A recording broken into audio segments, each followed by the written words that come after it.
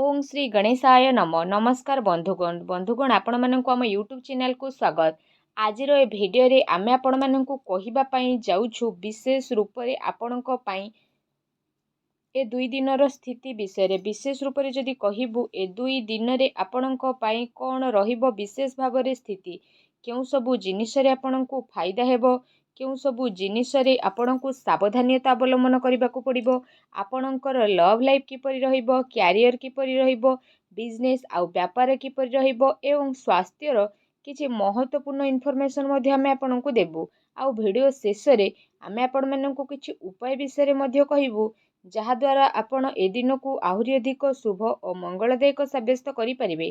आग को वीडियो आरंभ करने पूर्व आमर आपण को रिक्वेस्ट कि जदि आपण आमर ए चैनल नुआ आछंती चैनल को सब्सक्राइब करंतु सांगरे नोटिफिकेशन बेल को मध्य ऑन करंतु जहाद्वारा समय समय सह नुआ नुआ वीडियो नोटिफिकेशन आपण को मिलिबो।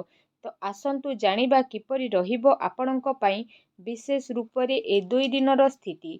जदि विशेष भाव में आमे सबुठारु प्रथमे कहिबा कि कौन आपणक पई सतरे पॉजिटिव रहिबा पई जाउछि विशेष रूप से जदि कहिबा किछि राजनीतिक लोकंक द्वारा साक्षात आपणकर लोकप्रियता को बढ़ेइबो सांगरे जन संपर्कर कायरा विस्तार मध्य हेबो संतानक तरफरु तांकर क्यारियर को नेकी आपणको कोनोसी शुभ समाचार मध्य मिली पारे आपणकर सिद्धांतवादी दृष्टिकोण समाज आउ धार्मिक स्थल रे आपणको सम्मान जलक उपाधि मध्य प्रदान करिबो विशेष भाव में धार्मिक आउ आध्यात्मिक गतिविधि रे आपणकर महत्वपूर्ण योगदान मध्य रहिबो प्रॉपर्टी संबंधित कौनसी अटकीथिबा कार्य पूरा हेबार विशेष रूप से संभावना रहिछि।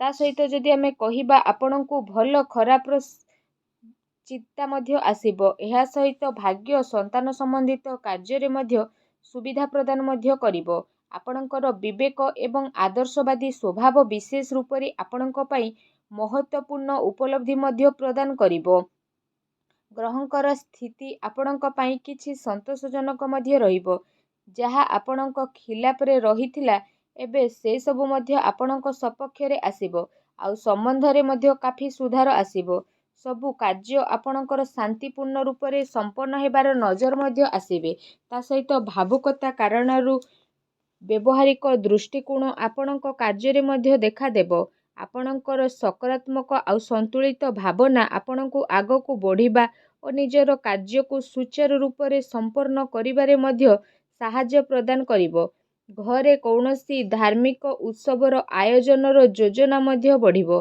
आपण पुणी थरे निजे निजे को ताजा अनुभव मध्य विशेष भाव में करिबे एहा सहित अटकीथिबा बड़ पेमेंट मध्य मिलिबा कारणरू आर्थिक स्थिति रे काफी समय पर्यंत सुधार आसी जिवो जहाद्वारा आपण को काफी सुकून मिलिबो आउ आपणकर मन बहुत अधिक प्रसन्न रहिबो।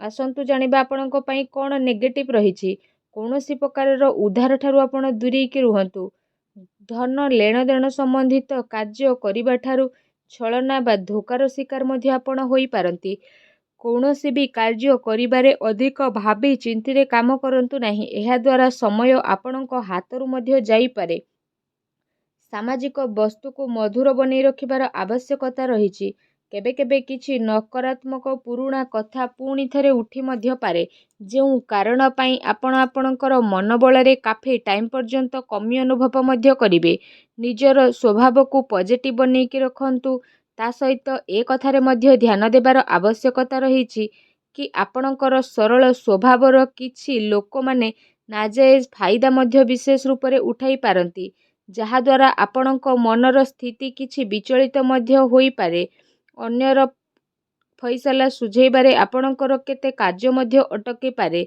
काहा सहित कौनसी वादा करिसेंती से वादा को अवश्य पूरा करंतु नचे समाज रे आपणकर छवि बिगिड़ी पारे एवं किछि लाभदायक होइकि भी आपणक कार्यरु स्थिति बाहरी मध्य जाई पारे एहा सहित जदि विशेष भाव में करिबा देखावा ठारू आपण दूरी के रखंतु ता सहित धन संपत्ति रे नुकसानदायक स्थिति जदि रहिछि तो सेथिपाई कौनसी प्रकारर निवेश को आपण बिगिड़ी दियंतु संपत्ति संबंधी विवाद रे मध्य विशेष रूप से जदि आमे कहिबा भाईंक सहित संबंध आपण खराब करंतु नहीं ପିଲାଙ୍କର ଗତିବିଧି ଉପରେ ଧ୍ୟାନ ରଖିବାର ଅତି ଆବଶ୍ୟକତା ରହିଛି।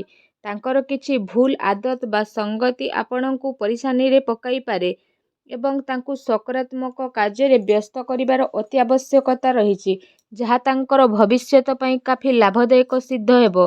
ଆସନ୍ତୁ ଜାଣିବା ଆପଣଙ୍କର ଲଭ୍ ଲାଇଫ୍ କିପରି ରହିବ। ଘରର ମାହୋଲ ଅନୁଶାସିତ ଏବଂ ଖୁସିଭରା ମଧ୍ୟ ରହିବ।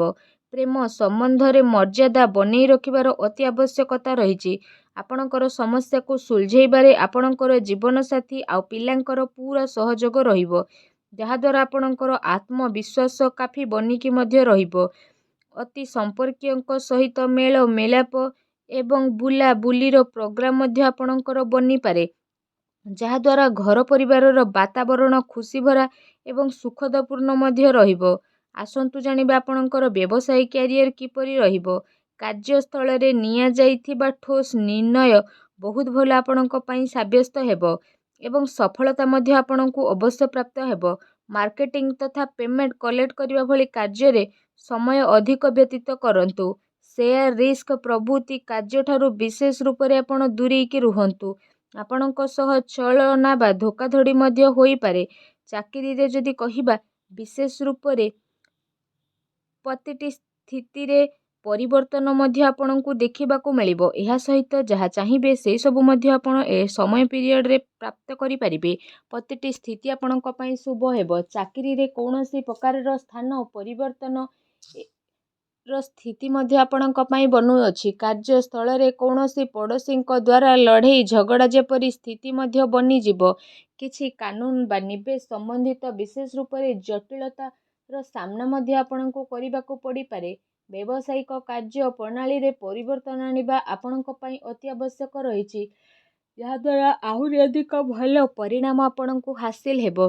ବ୍ୟବସାୟିକ ପ୍ରତିଷ୍ଠାନରେ ଅନୁଭବୀ ଏବଂ ପରିବାରର ବରିଷ୍ଠ ଲୋକଙ୍କର ଅନୁମତି ନେବା ଏବଂ ସହମତି ଦ୍ୱାରା କାର୍ଯ୍ୟ କରିବା ଦ୍ୱାରା କାଫି ସମସ୍ୟା ସବୁ ଦୂରେଇ ମଧ୍ୟ ଯିବ।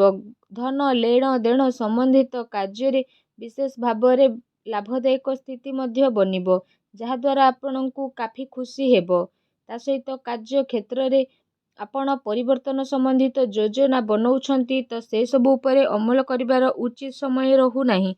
ଏ ସମୟରେ ଅଧିକତମ ଊର୍ଜା ଆଉ ନିବେଶ ସମ୍ବନ୍ଧିତ କାର୍ଯ୍ୟରେ ଲଗାନ୍ତୁ। ବର୍ତ୍ତମାନର ଗତିବିଧିରେ ନିଜର ଧ୍ୟାନ କେନ୍ଦ୍ରିତ କରନ୍ତୁ, ଏହା ଆପଣଙ୍କ ପାଇଁ ଶୁଭ ରହିବ। ଆସନ୍ତୁ ଜାଣିବା ଆପଣଙ୍କର ସ୍ୱାସ୍ଥ୍ୟ କିପରି ରହିବ। ବିଶେଷ ରୂପରେ ଯଦି କହିବା, ଆପଣଙ୍କର ସ୍ୱାସ୍ଥ୍ୟ ବହୁତ ଭଲ ରହିବ। ତା ସହିତ ଦିନଚର୍ଯ୍ୟାକୁ ବ୍ୟବସ୍ଥିତ ବନେଇକି ରଖିବା ଆପଣଙ୍କ ପାଇଁ ଅତି ଆବଶ୍ୟକତା ରହିଛି। ସେଥିପାଇଁ ନିଜର ଖାଦ୍ୟପେୟରେ ଧ୍ୟାନ ଦିଅନ୍ତୁ ଏବଂ ନିଜର ସ୍ୱାସ୍ଥ୍ୟକୁ ଆହୁରି ଅଧିକ ଭଲ ରଖିବା ପାଇଁ ପ୍ରତ୍ୟେକ ଦିନ ଯୋଗ କରନ୍ତୁ, ବ୍ୟାୟାମ କରନ୍ତୁ ଏବଂ ସୁସ୍ଥ ରୁହନ୍ତୁ। ଆସନ୍ତୁ ଜାଣିବା ଆପଣଙ୍କ ପାଇଁ କ'ଣ ବିଶେଷ ଉପାୟ ରହିଛି। ଆପଣ ସ୍ନାନ ଆଦି ବିଶେଷ ଭାବରେ କରିସାରିବା ପରେ ମନ୍ଦିର ଯାଆନ୍ତୁ ଆଉ ଭଗବାନ ଶିବଙ୍କୁ ବିଶେଷ ରୂପରେ ଦୁଗ୍ଧ ମିଶ୍ରି ଅବଶ୍ୟ ପ୍ରଦାନ କରନ୍ତୁ। ଏହା ସହିତ ଭଗବାନ ଶିବଙ୍କର ମନ୍ତ୍ର ଓଁ ନମଃ ଶିବାୟ, ଏ ମନ୍ତ୍ରର ମଧ୍ୟ ବିଶେଷ ଭାବରେ ମନକୁ ମନ 108 ଥର ଜପ କରନ୍ତୁ ଆଉ ନିଜର ମନୋକାମନାକୁ ମାଗନ୍ତୁ। ଏପରି କରିବା ମାତ୍ରେ ହିଁ ଭଗବାନ ଶିବ ବହୁତ ଶୀଘ୍ର ପ୍ରସନ୍ନ ହେବେ ଆଉ ଆପଣଙ୍କର ସମସ୍ତ କଷ୍ଟକୁ ମଧ୍ୟ ଦୂର କରିବେ। ଯାହା ବି ଆପଣଙ୍କ ଜୀବନରେ ପ୍ରୋବ୍ଲେମ୍ ଚାଲୁଛି, ସବୁ ପ୍ରୋବ୍ଲେମର ଅନ୍ତ ହେବ ଏବଂ ଆପଣଙ୍କର ସମସ୍ତ ମନୋକାମନା ଭଗବାନ ଶିବଙ୍କ ଆଶୀର୍ବାଦରୁ ଅବଶ୍ୟ ପ୍ରାପ୍ତି ହେବ ଆଉ ସବୁ କାର୍ଯ୍ୟ ଆପଣଙ୍କର ବହୁତ ଆସାନୀରେ ମଧ୍ୟ ବନିଯିବେ। ଭଗବାନ ଭୋଳାନାଥଙ୍କର ଆଶୀର୍ବାଦ ଆପଣଙ୍କୁ ପ୍ରାପ୍ତ ହେଉ। ସଚ୍ଚା ଦିଲରେ କମେଣ୍ଟ ବକ୍ସରେ ଜୟ ଭୋଲେନାଥ ବୋଲି ଅବଶ୍ୟ ଲେଖନ୍ତୁ। ତା ସହିତ ଭିଡ଼ିଓକୁ ଲାଇକ୍ କରିବା ପାଇଁ ଭୁଲନ୍ତୁ ନାହିଁ। ଧନ୍ୟବାଦ।